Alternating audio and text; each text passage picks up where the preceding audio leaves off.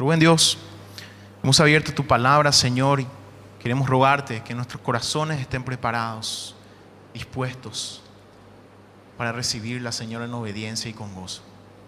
Dios, tú nos has hecho con la capacidad de tomar decisiones, pero nuestro deseo es estar en tu voluntad siempre. Háblanos, Señor, te pedimos en el nombre de Jesús. Amén y amén.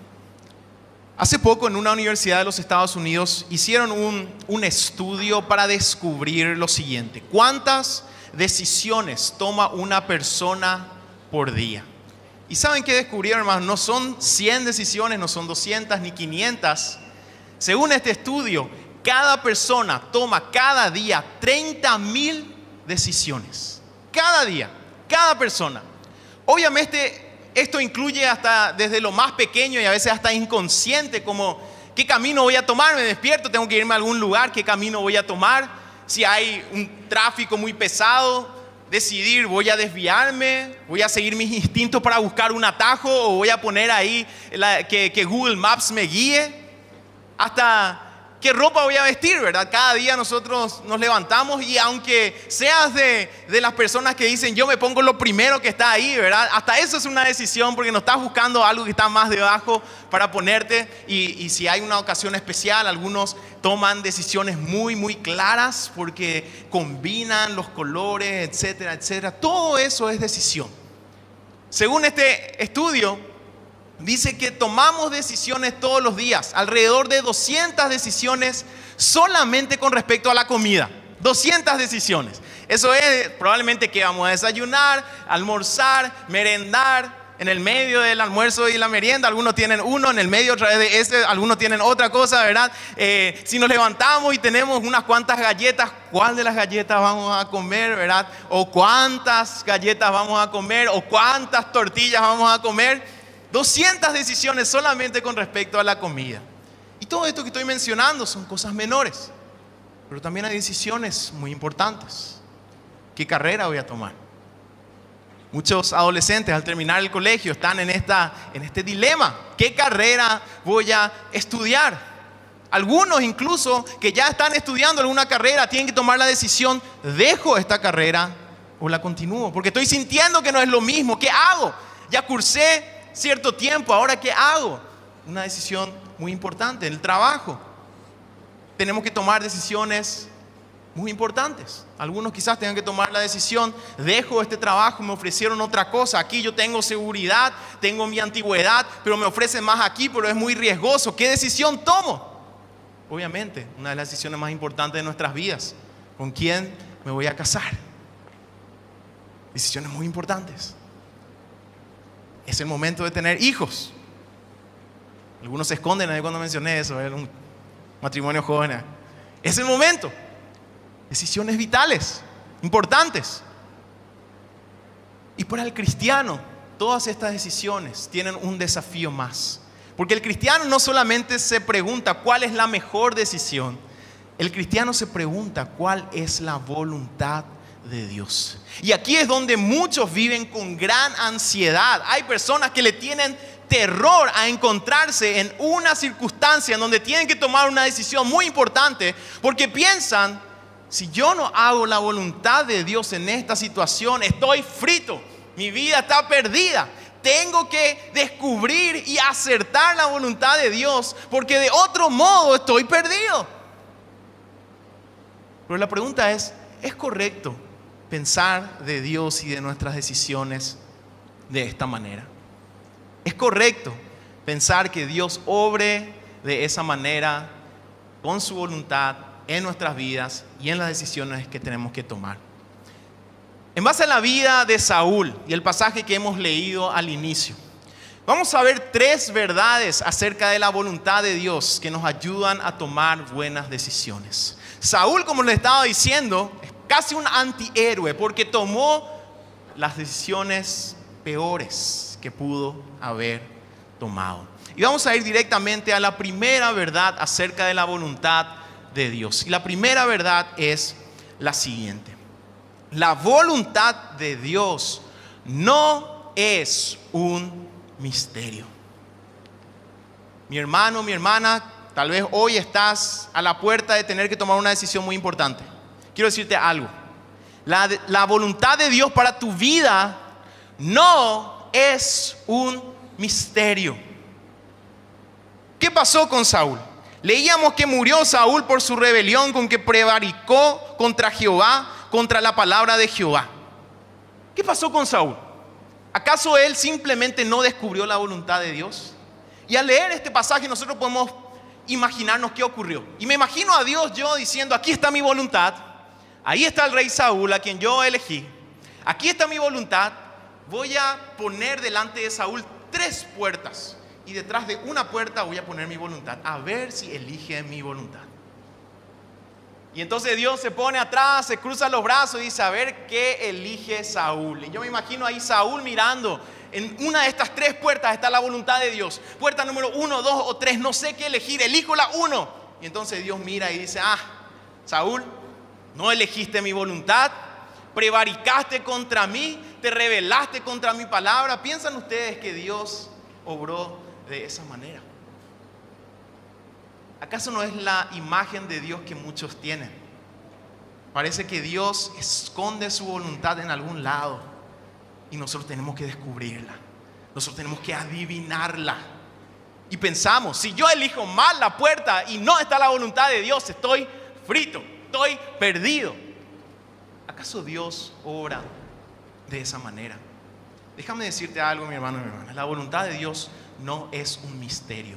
Porque el Dios que tenemos no es el Dios que se esconde, es el Dios que se revela. El Dios que tenemos no es el Dios que calla, es el Dios que habla claramente.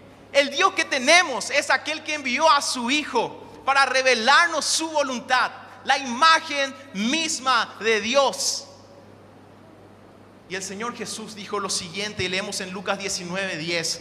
El Señor Jesús dijo, el Hijo del Hombre vino a buscar y a salvar lo que se había perdido. Y esta declaración de Jesús va en contra de toda religiosidad y religión del hombre. ¿Cuál es el centro de la religión? La religión es el intento humano de llegar a Dios. La religión es el intento humano, el medio humano por el cual Él desea descubrir la voluntad de Dios.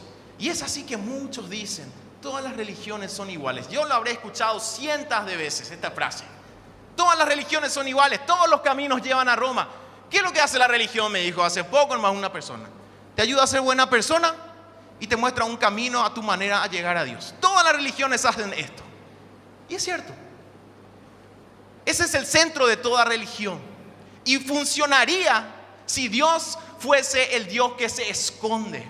Pero nuestro Dios no es el Dios que se esconde, es el Dios que se revela. Jesús no dijo, yo he venido a esconderme para ver si por medio de alguna religión me encuentran.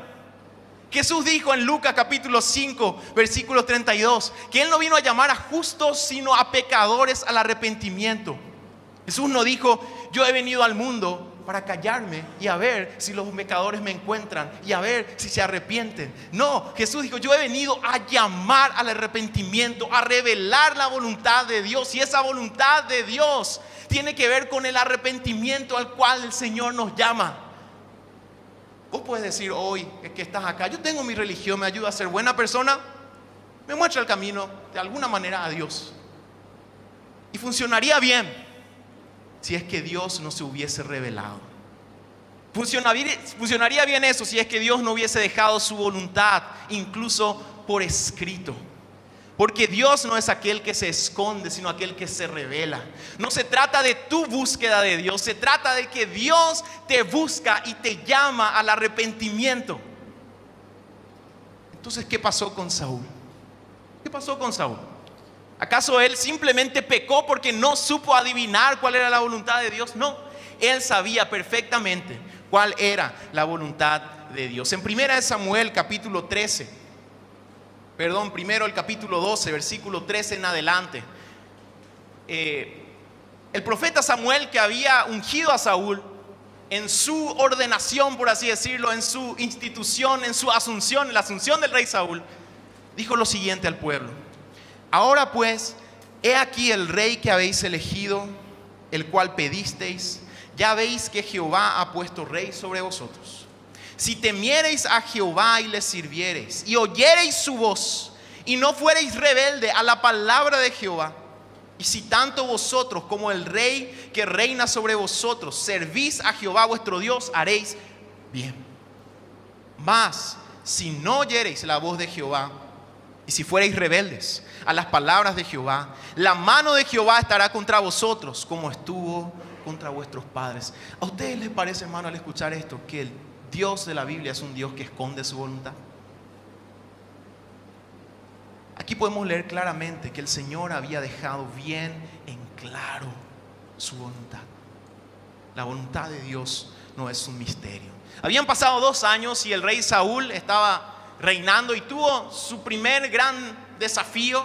Tenía a los filisteos enfrente. Dice la Biblia que ellos eran 3,000.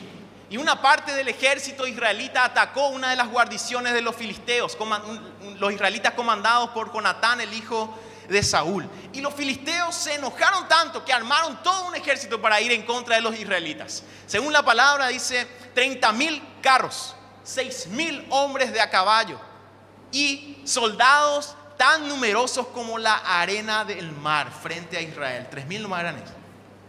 Fíjense y pensemos, ¿qué va a hacer Saúl frente a eso? Y él sabía que si no contaba con el favor de su Dios, él no iba a poder ganar absolutamente nada. Pero también sabía que solamente el profeta podía ofrecer el sacrificio antes de ir a la guerra, antes de entrar en batalla. Y Samuel, el profeta, le había dicho: en 7 días yo voy a estar ahí, pero Samuel no venía.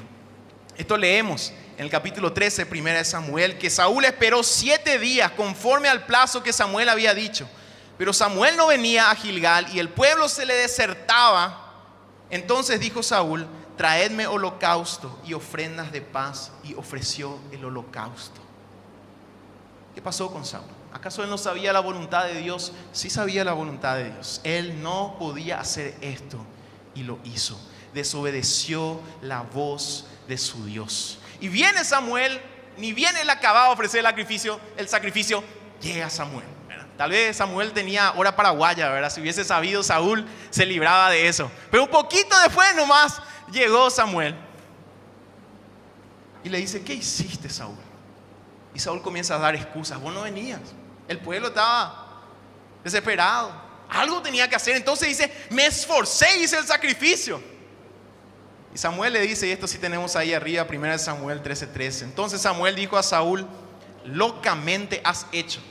No guardaste el mandamiento de Jehová tu Dios, que él te había ordenado, pues ahora Jehová hubiera confirmado tu reino sobre Israel para siempre.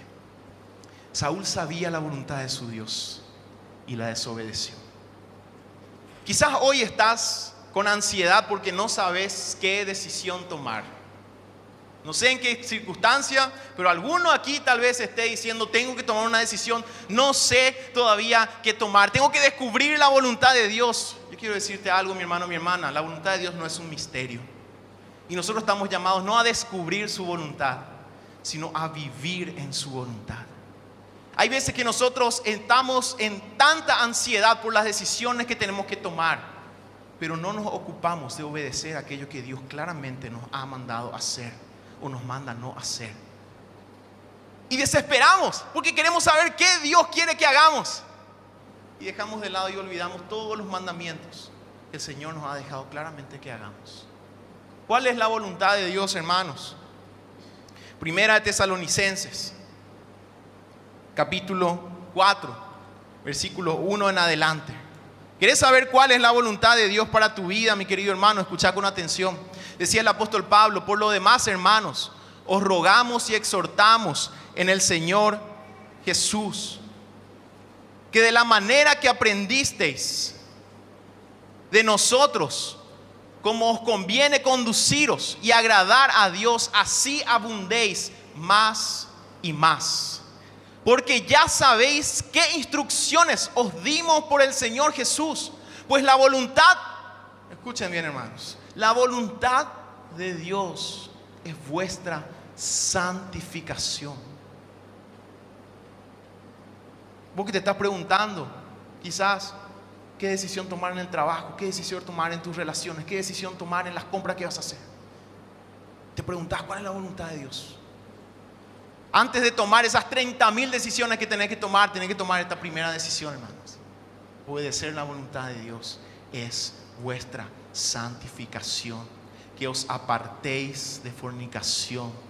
Seguía diciendo el apóstol, que cada uno de vosotros sepa tener su propia esposa en santidad y honor, no en pasión, no en concupiscencia, como los gentiles que no conocen a Dios. Y sigue diciendo el apóstol, que ninguno agrave ni engañe en nada a su hermano, porque el Señor es vengador de todo esto, como ya os hemos dicho y testificado, pues no nos ha llamado Dios a inmundicia, sino a santificación.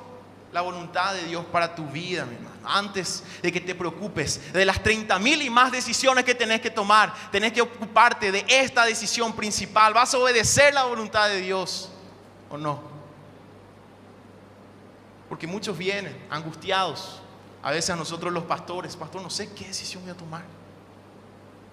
Pero antes tenés que preguntarte, ¿estás obedeciendo la voluntad de Dios?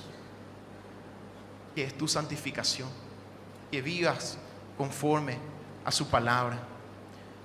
En estos últimos tiempos me tocó acompañar a muchos nuevos matrimonios. Muchos muy lindos, pero en algunos casos también yo me di cuenta de algo. Viene la pareja y ya tomó sus decisiones, ya eligió a la persona con quien se va a casar, eligieron al mejor pastor para que dirija la ceremonia,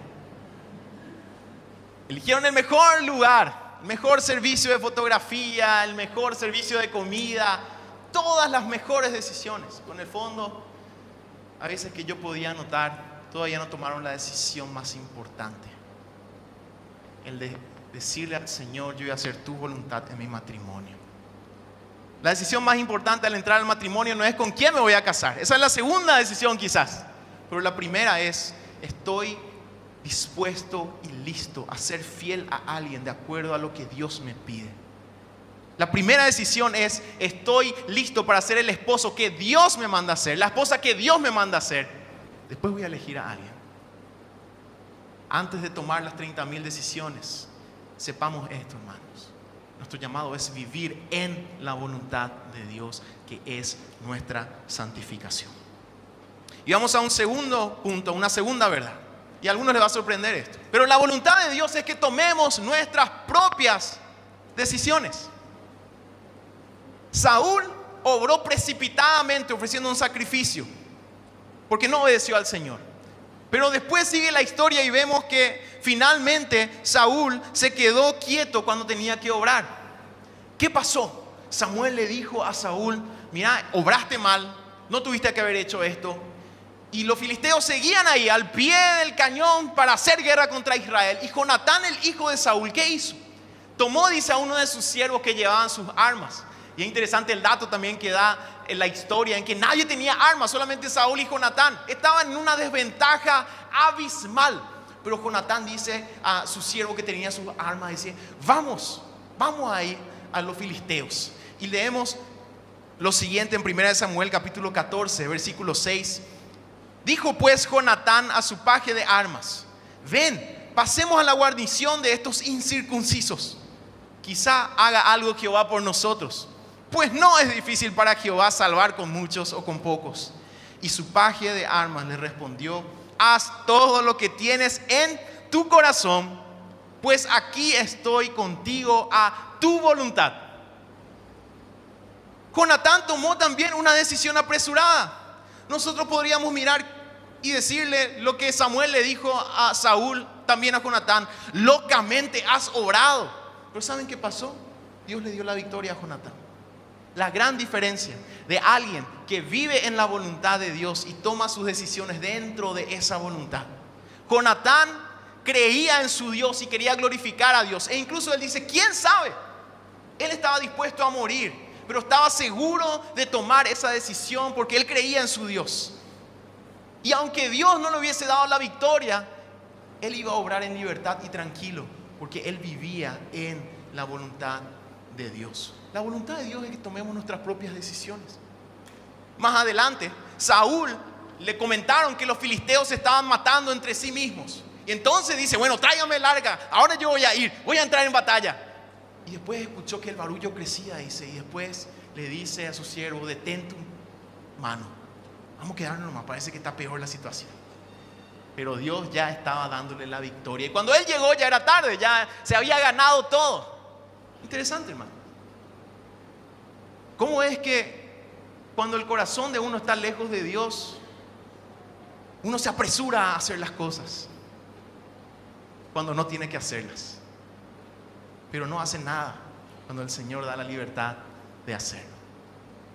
El apóstol Pablo escribía a los Colosenses, esto lo tenemos en Colosenses capítulo 3, versículo 17, un texto muy conocido. Y todo lo que hacéis, sea de palabra o de hecho, hacedlo todo en el nombre del Señor Jesús, dando gracias a Dios Padre por medio de Él. El apóstol nos decía: todo lo que hacéis, consúltenle al Señor. Cuando tengan una señal, háganlo y entonces den gloria a Dios. Pablo estaba entendiendo que la iglesia ya sabía esto: vivir en la voluntad de Dios. Todo lo que hacemos tiene que ser en el nombre del Señor. Todo. Nuestro Dios es nuestro buen pastor. Él nos guía hacia los pastos. Pero hace esto el pastor. El pastor guía a las ovejas a los pastos. Pero no está después que llegó la oveja al pasto decirle: toma, oveja, este pasto sí podés comer, este pasto no tenés que comer, este pasto sí, oveja, cuidado, este pasto no. El Señor nos guía a los pastos, pero podemos elegir qué pasto vamos a comer. Podemos tomar nuestras propias decisiones si estamos en la voluntad de Dios. Y hay algo más: el Señor nos ha dado muchos medios para poder tomar sabiamente nuestras decisiones. Alguno podrá pensar: pero en el Antiguo Testamento y en el Nuevo Testamento el Señor obró sobrenaturalmente para guiar a su pueblo. Y hoy todo el mundo tal vez pueda decir: y yo quiero que el Señor me mande un ángel. Porque en el Antiguo Testamento el Señor habló por los profetas, por visiones, por sueños, hizo grandes cosas para llevarle a sus siervos a decidir las cosas. Alguno podrá decir: en el Nuevo Testamento, ¿acaso Dios, los discípulos de Jesús no eligieron por suerte quién iba a ser el sucesor de Judas, y cayó la suerte sobre Matías? Y algo interesante, hermanos, esa es la última vez que este tipo de medios aparece en la Biblia. Después nunca más. Y da la casualidad que eso fue antes que el Espíritu Santo, el que ha de guiarnos a toda verdad, venga en Pentecostés. Y podríamos decir: pero Pablo después tuvo visiones, y Pedro también tuvo visión. ¿Acaso nosotros no podemos tener esto? Tenemos que saber lo siguiente, hermanos: todas las veces que este tipo de medios fueron utilizados por el Señor, fueron por algo extraordinario y algo excepcional. Si no fuese así, entonces no hubiese estado en la Escritura. El hecho de que la palabra de Dios haya registrado eso quiere decir que era justamente algo excepcional, no la norma. Porque si hubiese sido la norma, entonces ni iban a estar en la Biblia, porque todo el día nosotros podíamos estar pidiendo señal, pidiendo visión. A ver, Señor, mandame un ángel, ¿qué color de auto tengo que elegir, Señor, por favor? Voy a tirar esto, y el que se cae hacia aquí, voy a elegir esto o aquello. Todas las veces que este tipo de medios aparecieron en la Biblia es justamente porque era algo excepcional. La mayoría de las decisiones que el apóstol Pablo tomó con respecto a la misión lo hizo libremente. Y cuando el Señor obró es porque Él le decía: no, Pablo, quiero que te vayas a Macedonia. No, Pablo, no quiero que te vayas a este lugar, porque Él ya lo había decidido. Así que, hermanos, la voluntad de Dios es que tomemos nuestras propias decisiones y no pensemos que la norma para determinar nuestras decisiones son cosas sobrenaturales. Puede ser que hasta hoy el Señor pueda manifestarse de esa manera, pero va a ser algo excepcional. La norma es, en primer lugar, su palabra. Él ya nos ha dejado el mejor de los medios para tomar buenas decisiones. Aquí encontramos cómo tomar buenas decisiones desde cosas económicas y financieras, relaciones. Hace poco cerramos toda una serie de mensajes de mayordomía, porque la palabra de Dios está llena de buenos consejos de cómo tomar nuestras decisiones. Y hay otro medio: nuestra razón. El Señor nos ha dado inteligencia. Hay veces que para tomar una buena decisión lo único que tenemos que hacer es calcular las cosas y en base a eso tomar una buena decisión, porque el Señor nos ha dado nuestra razón para hacerlo así. También tenemos la posibilidad de ir a otros. En la multitud de consejeros hay sabiduría, otro medio para tomar buenas decisiones. Y un último medio, ¿saben cuáles, hermanos? Nuestros errores. Hay veces que el Señor permite que nos equivoquemos para enseñarnos. Muchos tienen terror de tomar una decisión equivocada. Pero hay veces que el Señor permite que nos equivoquemos para que aprendamos.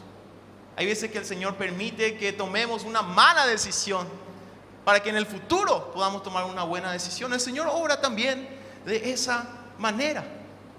Y escuchen lo siguiente: es posible tomar una mala decisión, pero aún así estar en la voluntad de Dios.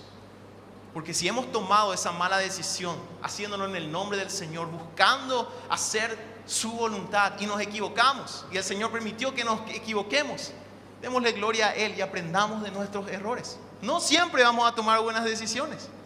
No siempre. No siempre el Señor va a guiarnos exactamente a la mejor decisión. Hay veces que Él va a permitir que nos equivoquemos para que aprendamos de nuestros errores. Así que segundo punto, la voluntad de Dios es que tomemos nuestras propias decisiones, si es que estamos en su voluntad. Y esto nos lleva a un último punto y con esto terminamos. La voluntad de Dios es que confiemos plenamente en Él. Primera de Crónicas 10:13, al final leíamos: consultó Saúl con una adivina y no consultó a Jehová.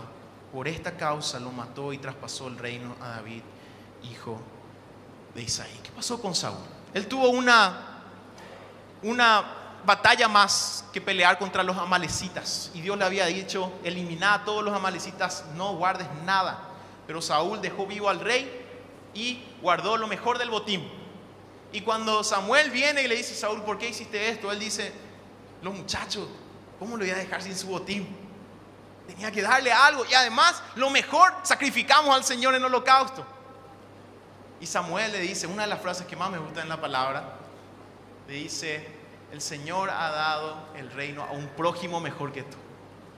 Y Saúl comienza a llorar y se agarra de Samuel, rompe sus vestidos, y Samuel le dice: así el Señor ha roto tu reino.